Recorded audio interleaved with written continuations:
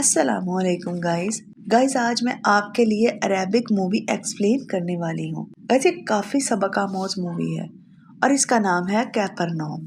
Guys मुझे उम्मीद है ये वीडियो आपको बहुत अच्छी लगेगी क्योंकि मैं भी इसे देखते हुए इमोशनल हो गई थी। गाइस आप इस वीडियो को लाइक ज़रूर कर दीजिएगा, साथ ही साथ चैनल को भी सब्सक्राइब कर दें और बेल आइकन का बटन भी दबा दिया करें ताकि आप ऐसी ही अच्छी वीडियोस देख सकें। अब कहानी शुरू होती है लिबानन के ब्रॉड शहर से, जहाँ हमें दिखाया जाता है कि एक 13 साल के बच्चे को हथकड़ी पहनाकर ले जाया जा रहा है। बड़ी तादाद में मीडिया के लोग तस्वीरें ले रहे होते हैं। पुलिस बच्चे को ले जाकर कोर्ट में बिठा देती है और लड़के के माँ बाप भी रोते हुए कोर्ट में आ जाते हैं। जज बच्चे की हथकड़ी खोलने का ऑर्डर दे देता है और उसके माँ बाप से पूछते हैं कि क्या आप जानते हैं कि बच्चा जेल में क्यों है। तो बच्चे की माँ कहती है कि हमें पता है कि हमारे बच्चे ने गलती की है, तो उसके लिए उसे अरेस्ट किया गया है, लेकिन इस गलती के लिए हमें मुजरिमों की तरह क्यों यहाँ लाया गया है।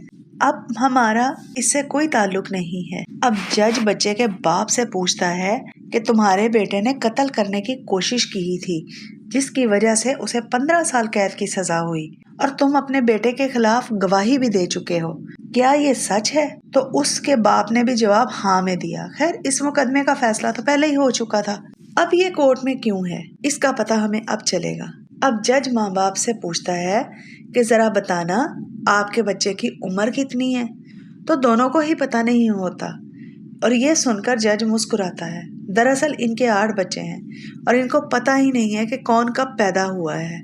अब लड़के की लॉयर मेडिकल रिपोर्ट्स वगैरह देखकर बताती है कि इस बच्चे की उम्र सिर्फ 13 साल है। इतना ही नहीं बल्कि इसकी कोई आईडी भी नहीं है और ना ही इसके बाकी भाइयों की आईडी है। यहाँ तक कि ये साबित भी नहीं होता कि ये इस मुल्क के शहरी हैं। अब जज पूछता है कि बेटा तुम क्या जानते हो कि आखिर तुम्हें 15 साल की सजा क्यों हुई है। तो वो भी कह देता है कि हाँ मैं जानता हूँ, इसलिए कि मैंने बेवकूफ आदमी को चाकू मार दिया था।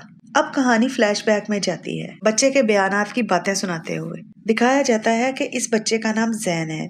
इसकी पूरी फैमिली यानी कि इसके माँ बाप और इसके 8 बहन भाई एक छोटे से कमरे में रहते हैं।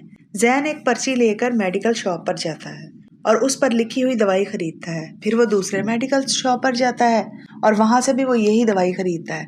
इस तरह वो कई मेडिकल स्टोर से दवाई इकट्ठी करके अपनी माँ को देता है और उसकी माँ उन टैबलेट्स का पाउडर बनाकर पानी में मिक्स करके कपड़े भिगो देती है और फिर उन कपड़ों को सुखाती है। उन कपड़ों पर जगह जगह पाउडर चिपक जाता है। फिर वो उन कपड़ों को बैग में पैक करके अपने बच्चों को साथ लेकर अपने सबसे बड़े बेटे जैन के साथ जेल जाती है। वहाँ वो एक आदमी से मिलती है और वो बैग उसे देकर उससे पैसे ले लेती है।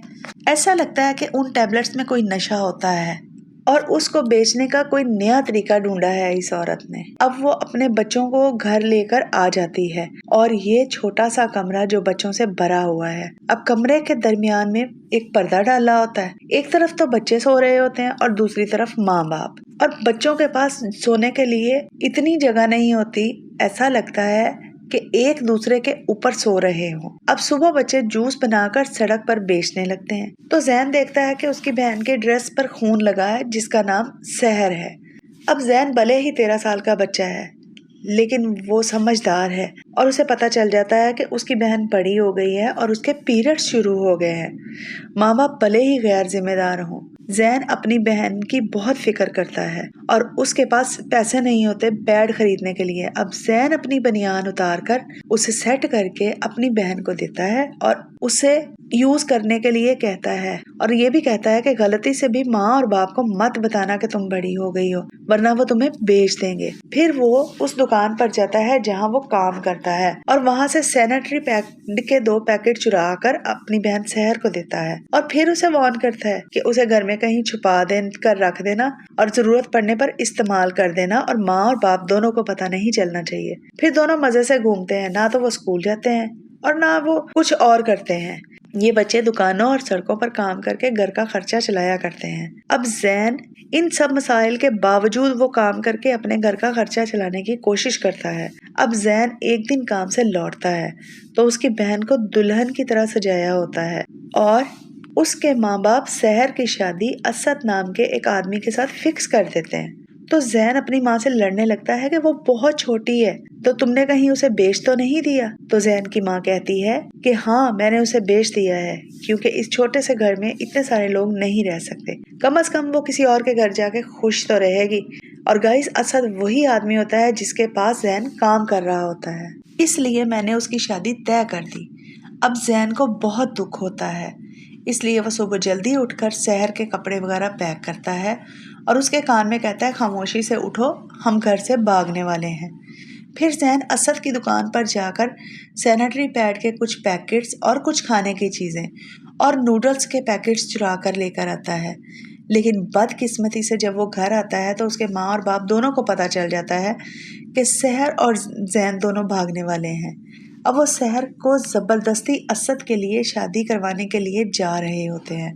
जैन बहुत लड़ता है, वो अपनी बहन को बचाने की कोशिश करता है, लेकिन जैन का बाप शहर को ज़बरदस्ती उठाकर ले जाता है। अब जैन ने जो शहर को बचाने की कोशिश की थी वो सारी बेकार गई। उसे इतना गुस्सा आता है कि वो अपनी माँ को गालियाँ देता है और कहता है कि वो अब कभी इस घर में नहीं आएगा। और अब मूवी प्रेजेंट में आती है और जज कहता है कि जब इस बच्चे को इतनी समझ है कि इतनी छोटी बच्ची की शादी नहीं करवाई जा सकती, तो बाप से पूछता है कि तुम्हें नहीं पता चला कि बच्ची छोटी है और तुम गलत कर रहे हो। अब बाप भी ये कहता है कि मेरे घर में इतने सारे बच्चों को रखने की जगह नहीं है और मैंने शहर की भलाई के लिए उसकी शादी असद से करनी चाहिए। मैंने असद से पैसे नहीं लिए और ना ही अपनी बेटी को बेचा है और मैंने तो बस उसका भला ही चाहा। अब शहर के साथ क्या हुआ ये हमें बाद में पता चलेगा। अब कहानी फिर से फ्लैशबैक में जाती है और हमें दिखाया जाता है कि जैन बस में बैठकर किसी दूसरी जगह चला जाता है और वो वहाँ पर भी सड़कों पर मारा मारा फिरता है। फिर उसको भूख लगती है और वो वही चीजें और नूडल्स खाने लगता है अपनी भूख मिटाने के लिए। अब आहिस्ता आहिस्ता वो भी सारी चीजें खत्म हो जाती हैं, तो वो नौकरी ढूंढने लगता है और एक होटल में एक औरत से कहता है कि मुझे यहाँ कोई काम मिल सकता है। तो वो औरत कहती है, मैं तो खुद कम सैलरी पे काम कर रही हूँ। मगर जैन भूखा होता है तो वो उसे एक टाइम का खाना जरूर खिला देती है। फिर जैन एरिया में जाकर जगह जगह शॉप्स पर काम मांगता है, मगर उसे कोई काम नहीं मिलता। अब जैन को बहुत ही भूख लगी होती है, मगर वो किसी से मांगना नहीं चाहता। तभी वहाँ खड़ा एक आदमी उसे खाना खरीद कर दे देता है। अब जैन बहुत सोचने के बाद वो खाना खा लेता है। दूसरी तरफ वो होटल की एक स्टाफ को देखता है जिसका नाम राहील है और वो अपने बच्चे को सूटकेस में छुपा कर काम पर साथ लेकर जाती थी और इसी तरह वो काम से वापस भी लेकर आती थी, क्योंकि राहील ने उस होटल के मालिक और पड़ोसियों से ये बात छुपाई थी कि उसका एक बच्चा भी है। अब जैन राहील के पीछे पीछे जाने लगता है। जैन को भी वो घर में रख लेती है और कहती है कि मेरे बच्चे की देखभाल करो और बाहर किसी को पता ना चले कि मेरा एक बच्चा है। दरअसल राहील इनलीगल थी और वो फर्जी आईडी के साथ यहाँ रह रही थी और काम भी कर रही थी। गाइस, पेट और बच्चों के लिए क्या क्या करना पड़ता है, इसीलिए वो अपने बच्चे को छुपा कर रख रही थी। अब जैन उसके बच्चे का बहुत ख्याल रखता है, उसे दूध पिलाता है, उसके साथ खेलता है और तो और उसका डायपर भी चेंज करता है, यानी वो बहुत अच्छी तरह ख्याल रखता है। राहील भी अब बहुत खुश थी कि जैन उसके बच्चे का ख्याल रखता है। अब राहील के बच्चे का बर्थडे होता है और वो केक भी काट कर सेलिब्रेट भी करते हैं। और अब मूवी फिर प्रेजेंट में आती है। राहील को कोर्ट में बुलाकर पूछा जाता है कि उसका बिहेवियर कैसा था। वो बताती है कि ये बहुत ही अच्छा लड़का है, इसमें कोई बुरी आदत नहीं है। तो जज पूछता है कि जब ये इतना अच्छा लड़का है तो उसने तुम्हारे बेटे के साथ ऐसा क्यों किया। इस पर राहील कहती है कि जैन की इसमें कोई गलती नहीं है, ये काम उसने मजबूरी में किया होगा, ऊपर से वो आदमी बहुत ही बुरा है। जैन ने उसके बच्चे के साथ क्या किया ये हमें आगे पता चलेगा। इस मूवी में ऐसी बहुत सी बातें हैं जो साथ साथ पता चलेंगी। अब फ्लैशबैक में जाते हैं राहील का बयान बताते हुए। राहील एक सीडी डीवीडी की दुकान पर जाती है जिसके ऑनर का नाम एस्प्रो है। इसने राहील को फर्जी आईडी कार्ड बनाकर दिया था जो कि अब एक्सपायर होने वाला था। वो उसे कहती है कि तुम मुझे नई आईडी कार्ड बनाकर दे दो प्लीज, मगर एस्प्रो उससे कहता है कि $1000 लगेगा, लेकिन राहील के पास तो इतने पैसे नहीं होते। अब एस्प्रो कहता है कि मैं ये काम $500 में कर दूंगा, मगर तुम अपना बच्चा मुझे दे दो, मैं इसे किसी अच्छी फैमिली को देकर बहुत सारे पैसे कमा लूंगा। मगर राहील एक माँ है और एक माँ ऐसा कैसे चाहेगी कि उसके बच्चे को किसी को बेच दिया जाए, तो वो उसे मना करके चली जाती है। अब राहील के पास कुछ पैसे तो होते हैं, लेकिन कुछ को जमा करने के लिए वो उस हर जगह पे जाती है जहाँ पर उसने काम किया था और उनसे कर्ज मांगती है, लेकिन कोई भी राहील को पैसे नहीं देता। फिर वो बच्चे के बाप से पैसे मांगने जाती है, मगर वो भी यही कहता है कि मेरे पास इतने पैसे नहीं हैं, मगर मेरे पास एक ओरिजिनल आईडी कार्ड है और इस पर जो तस्वीर लगी है तुम इस तरह का अपना गेटअप कर लो। फिर वो एक बुजुर्ग मियाँ बीवी से मिलती है उस आईडी कार्ड को लेकर और वो तीनों इमिग्रेशन ऑफिस जाते हैं और वहां जाकर वो मियाँ बीवी कहते हैं कि ये लड़की हमारी दुकान पर काम करने आई है। अब ऑफिसर बुजुर्ग से उसकी शॉप का फोन नंबर पूछता है तो उसको पता ही नहीं होता। अब यहाँ पर वो फंस जाते हैं तीनों के तीनों। अब ऑफिसर उन्हें वार्न करता है कि आइंदा झूठे डॉक्यूमेंट्स लेकर आए तो पुलिस बुला लूंगा। अब वो तीनों किसी तरह वहां से अपनी जान बचाकर भागते हैं। राहील बहुत घबराई हुई होती है कि अगर उसे इनलीगली रहने पर अरेस्ट कर लिया गया तो वो उसके बच्चे का क्या होगा। अब राहील अपने माँ बाप को कॉल करती है जो कि इथोपिया में रहते हैं और उनको कहती है कि इस महीने पैसे नहीं भेज सकूंगी, अगले महीने भेज दूंगी। अब जैन राहील के घर पर उसके बेटे के साथ उसका इंतजार कर रहा होता है, मगर वो नहीं आती। इसी तरह इंतजार करते करते 2 दिन गुजर जाते हैं। अब घर में खाने के लिए भी कुछ नहीं होता। जैन राहील के बच्चे को उठाकर उस होटल जाता है जहाँ राहील काम करती थी, मगर होटल के ऑनर कहते हैं कि वो 2 दिन से काम पर नहीं आई। फिर जैन बच्चे को लेकर एस्प्रो की दुकान पर जाता है और एस्प्रो जैन और राहील के बच्चे के लिए खाना खरीद कर देता है और एक अच्छे इंसान की तरह कहता है कि 2 दिन और इंतजार करो और अगर राहील नहीं लौटी तो मुझे बताना, मैं तुम्हारी मदद जरूर करूंगा। अब यहाँ दिखाते हैं कि राहील के साथ क्या हुआ है। दरअसल राहील के साथ कई और लड़कियों को भी पकड़ लिया गया है जो इनलीगली रह रही थी। अब दूसरी औरतें राहील को कहती हैं कि अगर इनको ये पता चल गया कि तुम्हारा एक बच्चा भी है तो वो उसे भी पकड़कर यहाँ ले आएंगे।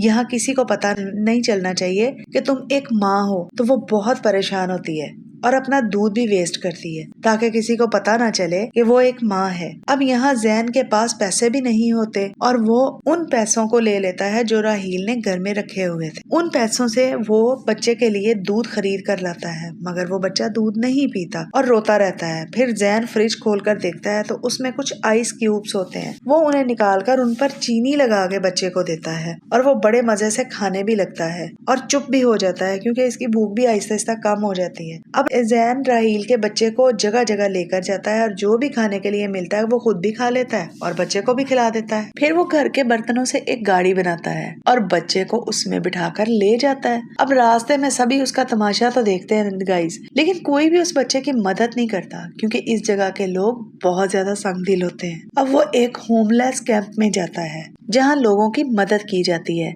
जैन वहाँ जाकर कहता है कि मुझे सिर्फ इस बच्चे के लिए दूध चाहिए और वो उसे दूध का पाउडर दे देते हैं। अब पाउडर 2-3 दिन चल जाता है। अब जैन घर में रखा हुआ हीटर बेचकर पैसे कमाने की सोचता है ताकि वो 2-3 दिन तक बच्चे को और दूध पिला सके। इस हाल में भी गाइस इस बच्चे को इसका छोड़ने को दिल नहीं करता। हालांकि जैन खुद भी तो एक बच्चा है, उस बेचारे को भी तो केयर की जरूरत है, मगर फिर भी वो एक बड़े आदमी की तरह उस बच्चे का ख्याल रख रहा होता है ताकि इसकी माँ आ जाए। अब वो एस्प्रो के पास जाता है तो एस्प्रो कहता है कि अब इसकी माँ नहीं आएगी, तुम बच्चा मुझे दे दो, मैं इसे किसी अच्छी फैमिली को अडॉप्ट करवा दूंगा क्योंकि तुम इस बच्चे का ख्याल नहीं रख पाओगे। अभी तुम भी तो एक बच्चे हो, देखो तुम कितने गंदे हो गए हो, मैं तुम दोनों के नहाने का इंतजाम कर देता हूँ और फिर इस बच्चे को एक अच्छी फैमिली को देकर तुम्हारे लिए जरूर कुछ कर दूंगा। मगर जैन नहीं मानता और कहता है कि हम पास के ही कार वॉश में जाकर नहा लेंगे। अब जैन बच्चे को लेकर गैराज में जाता है और रिक्वेस्ट करता है कि प्लीज हमें यहाँ नहाने की परमिशन दे दें। वहाँ के लोग खुद ही बच्चे को नहला देते हैं और जैन भी वहाँ नहा लेता है। अब जैन को कुछ ना कुछ करके इस बच्चे की भूख के लिए कुछ करना पड़ेगा। उसको काम तो कोई देता नहीं है और तभी वो अपनी पॉकेट से उसी दवाई की पर्ची निकालता है जिससे उसकी माँ दवाइयाँ मंगवाती थी और उस पाउडर से नशीला पानी तैयार करती थी। वो मेडिकल स्टोर से वही दवाइयाँ खरीदता है और उस दवाई का पाउडर बनाकर पानी में मिक्स करके बेचता है। पहले तो कोई नहीं खरीदता, मगर जब लोगों को नशा चढ़ता है तो लोग उसे खरीदने लग जाते हैं और इस तरह से उसकी कामयाबी शुरू होने लगती है। मगर कुछ लोग उसका पानी पीकर उसी को मारने लगते हैं और भगा देते हैं। अब ये काम भी खत्म हो जाता है। एक दिन वो घर आता है तो वो देखता है कि घर के मालिक ने सारा सामान बाहर फेंककर ताला लगा दिया है, क्योंकि जैन ने उस घर का किराया नहीं दिया। अब जैन ने घर में कुछ पैसे छुपा कर रखे हुए होते हैं और वो उनको निकालने के लिए ताला तोड़ने की कोशिश करता है, मगर इर्द गिर्द के लोग उसे चोर समझकर भगा देते हैं। अब इसी तरह उसके तकरीबन सारे काम बंद हो जाते हैं। अब जैन बच्चे को लेकर बेचारा सड़क पर बैठ जाता है। अब उसको रियलाइज होता है कि वो उस बच्चे की देखभाल नहीं कर सकता, क्योंकि उसके पास कोई जरिया आमदनी नहीं है और वो बहुत परेशान होता है। फिर वो बच्चे को एक जगह बिठाकर खुद चला जाता है कहीं, मगर बच्चा उसके पीछे पीछे आता है। जैन फिर से उस बच्चे को वहाँ बिठाता है, मगर वो बच्चा फिर से उसके पीछे चल पड़ता है। अब तीसरी बार वो बच्चे को बिठाकर तेजी से भागता है, मगर फिर वो चुपके से बच्चे को देखता है कि बच्चा क्या कर रहा है, कहीं वो उसे ढूंढ तो नहीं रहा। जैन का दिल उस बच्चे को अकेला छोड़ने को दिल ही नहीं मानता, हालांकि उसकी खुद की कंडीशन बहुत खराब थी। मगर इस बार जैन बच्चा जैन की तरफ नहीं जा रहा था, बल्कि सड़क की तरफ जा रहा होता है। अब जैन बच्चे का पाँव दुकान के साथ बांध देता है कि कम अज कम वो सड़क की तरफ तो नहीं जाएगा और ना ही उसके पीछे आएगा। जैन सोचता है कि हो सकता है कि कोई उस बच्चे पर तरस खाकर उसे अपने पास रख ले। ये सोचकर वो बच्चे को बिठाकर थोड़ा सा छुप कर बैठ जाता है, मगर फिर भी उसका दिल नहीं मानता और वो उस बच्चे को उठाकर प्यार करने लगता है। फिर वो उस बच्चे को उठाकर एस्प्रो के पास जाता है और उससे पूछता है कि आपने जैसे पहले कहा था कि आप इस बच्चे को किसी अच्छी फैमिली को दे देंगे, तो क्या अब भी आप दे सकते हैं? उसने कहा हाँ मैं दे सकता हूँ। तो जैन इस पर कहता है मुझे इस बच्चे के पैसे भी नहीं चाहिए, बस मैं चाहता हूँ ये बच्चा खुश रहे और सलामत रहे और मुझे कुछ नहीं चाहिए। अब तो एस्प्रो उसको रख लेता है, क्योंकि वो तो पहले यही चाहता था कि बच्चा उसके पास आ जाए, और उसी टाइम वो बच्चे को पकड़ लेता है और जैन को फिर हेयर कटवाने के पैसे भी देता है और उससे पूछता है कि जैन तुम कहाँ जाना चाहते हो? तो वो कहता है कि मैं सूडान जाना चाहता हूँ। तो एस्प्रो कहता है कि मैं तुम्हें वहाँ रिफ्यूजी के तौर पर भेज सकता हूँ, मगर उसके लिए मुझे तुम्हारी आईडी चाहिए, जिससे ये पता चले कि तुम लिबानोन के शहरी हो। अब जैन अपनी आईडी लेने अपने शहर जाता है। अपने घर जाकर वो कागज चेक करने लगता है कि कहीं से कोई जन्म पर्ची या कोई आईडी या उसकी तस्वीर कहीं से कोई मिल जाए, मगर घर में उसे ऐसा कुछ भी नहीं मिलता। अब इतने दिन बाद वो माँ बेटे को देखकर बहुत रोती है, मगर उसका बाप कहता है कि तुम यहाँ क्या करने आए हो? तो जैन अपने बाप से कहता है कि मुझे यहाँ आने का कोई शौक नहीं है, बस मेरी जन्म पर्ची चाहिए या कोई ऐसा कागज जिससे मेरी आईडी पर मुझे पता चल जाए। तो उसका बाप घर में रखे हुए न्यूज़पेपर को लाकर उसके सामने फेंकता है। दरअसल इस आदमी ने अपने किसी भी बच्चे का कोई बर्थ सर्टिफिकेट बनाया ही नहीं होता है और ना ही कोई ऐसा पेपर बनाया होता है, और इस वजह से वो न्यूज़पेपर उसके सामने लाकर फेंकता है, क्योंकि एक चोरी के केस में जैन की तस्वीर न्यूज़पेपर पर छपी हुई थी और वो न्यूज़पेपर उसके आगे फेंक कर कहता है कि ये लो, ये है तुम्हारी आईडी। और वो उसको बहुत मारता है और कहता है तेरी प्यारी बहन मर गई। उसका बाप बताता है कि जैन की बहन सहर, जिसका इन दोनों ने 11 साल की उम्र में जबरदस्ती शादी कर दी थी, वो प्रेग्नेंट हुई और उस कॉम्प्लिकेशन की वजह से वो मर गई। और ये सब बातें सुनकर जैन को बहुत दुख होता है और बहुत गुस्सा आता है, वो बहुत रोता है। फिर वो घर से चाकू पकड़ कर जाता है और असद को चाकू मार देता है और इसके पीछे पीछे इसका बाप जाता है और उससे चिल्लाता है कि रुक जाओ रुक जाओ, मगर वो रुकता नहीं है, लेकिन असद को वो चाकू मार ही देता है। और इसका गवाह जैन का बाप था। उसने बयान दिया था कि जैन ने असद को मारने की कोशिश की है और इसी केस में जैन को 15 साल की सजा हुई थी। जैन को जेल में बंद कर दिया जाता है, जहाँ जैन की तरह के और भी बहुत सारे बच्चे होते हैं। और अब मूवी फिर से प्रेजेंट में आती है। असद कोर्ट में व्हील चेयर पर आया होता है, क्योंकि कमर में चाकू लगने की वजह से वो ठीक से चल नहीं सकता। जज असद से सवाल करता है कि क्या तुम नहीं जानते थे कि जिस लड़की से तुम शादी कर रहे हो वो सिर्फ 11 साल की है? तो वो कहता है जी मैं जानता था। तो जज कहता है कि तुम्हें गलत नहीं लगा? तो असद कहता है कि नहीं, इसमें गलत क्या है, मेरी नानी की शादी भी 11 साल की उम्र में हुई थी और उसका एक बच्चा भी था, वो तो नहीं मरी, मगर मेरी बीवी कमजोर थी इसलिए मर गई। इसमें मैं क्या कर सकता हूँ? हमारे एरिया में बहुत सारी लड़कियों की शादियां 11 साल की ही उम्र में होती हैं। अब जज सोचने लग जाता है कि ये आदमी सच में इसमें दिमाग नहीं है। अब जज ने कहा कि तुमने कब शहर से फिजिकल रिलेशन बनाया था? तो वो कहता है 1-2 महीने के बाद, और 5 महीने की प्रेगनेंसी में उसको लीवर पेन हुई और वो मर गई। और इससे हमें ये पता चलता है कि जैन ने कत्ल करने की कोशिश क्यों की थी और उसे सजा क्यों हुई थी। अब सवाल ये उठता है कि क्या अभी भी अदालत में ये केस चल रहा है? और जिस बच्चे के पास खाने के लिए पैसे नहीं है, उसने लॉयर कैसे हायर कर लिया? तो कहानी फ्लैशबैक में फिर से जाती है। असद को चाकू मारने के जुर्म में जैन को जेल भेज दिया जाता है, जहां पर अक्सरियत न्यूज कवरेज करने के लिए रिपोर्टर्स आते रहते थे और जैन उन्हें देखता रहता था। फिर वो राहील से भी मिलता है, जो पहले ही जेल में थी, और राहील उसे देखकर रोने लग जाती है कि अब तुम भी मेरे बेटे के साथ नहीं हो, न जाने अब मेरे बेटे का क्या होगा। तब जेल का वार्डन जैन से पूछकर पता लगाता है कि राहील का बेटा कहाँ है। मतलब जेलर को पता चल गया था कि राहील का एक बच्चा भी है। हालांकि राहील नहीं चाहती थी कि उसके बच्चे के बारे में उनको पता चले। अब यहाँ सीन कट होकर दिखाया जाता है कि जैन जेल में सजा काट रहा है। अब इस वक्त जैन के जहन में बस एक ही बात चल रही थी कि वो 15 साल के बाद जेल से निकलकर क्या करेगा, और एक बच्चे की तरह वो सोच रहा होता है। मगर इसके बाद वो खुद अपने माँ बाप पर केस करने पर मजबूर हो जाता है, क्योंकि जेल में एक दिन उसकी माँ उससे मिलने आती है और वो उसे बड़े ही प्यार से बात करती है। मगर जैन को उससे कोई फर्क ही नहीं पड़ता। अब वो उसे कहती है कि बेटा तुम परेशान ना हो, तुम्हारी बहन मर गई है, क्योंकि उसकी किस्मत में यही लिखा था। अब मैं फिर से प्रेग्नेंट हूँ और मैं एक तुम्हारी छोटी बहन को जन्म देने वाली हूँ। ये सुनकर जैन गुस्से से पागल हो जाता है और अपनी माँ को गालियाँ देता है और कहता है कि तुम में जरा भी इंसानियत नहीं है।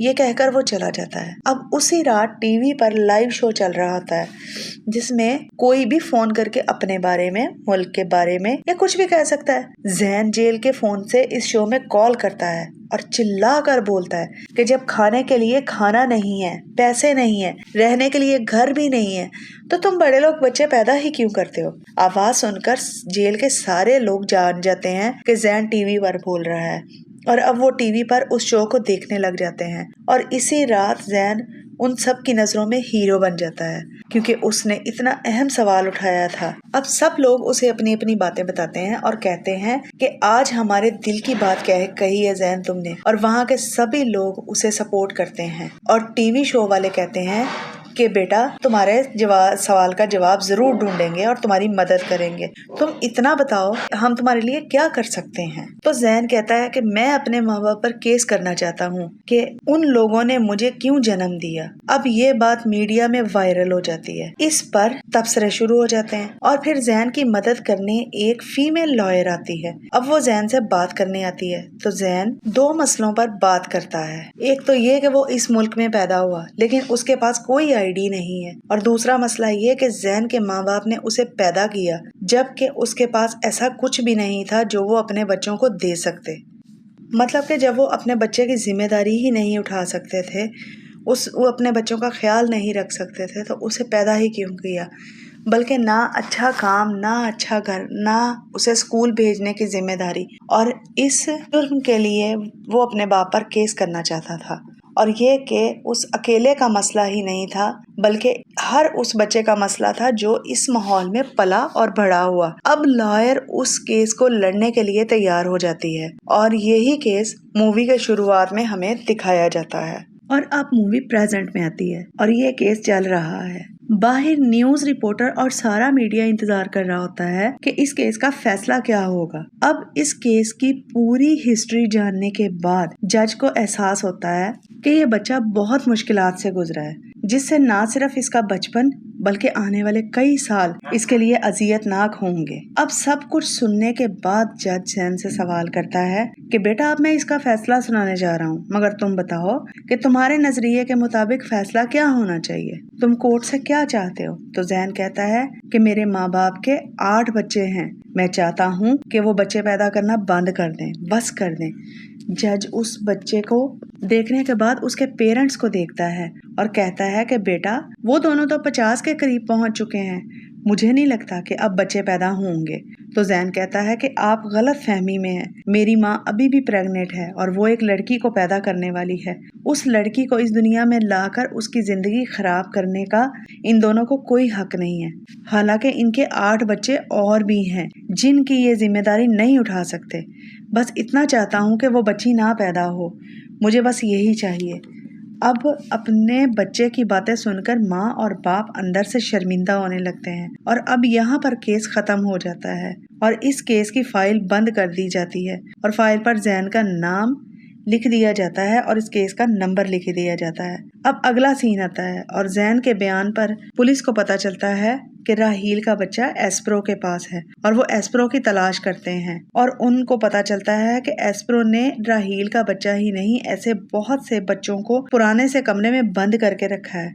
पुलिस उन सब बच्चों को रेस्क्यू करती है और फिर राहील को उसके बच्चे को मिलवा देती है और फिर जैन की जेल में तस्वीरें खींची जाती हैं, फ्रंट साइड से, साइड से, इस एंगल से, किसी दूसरे एंगल से।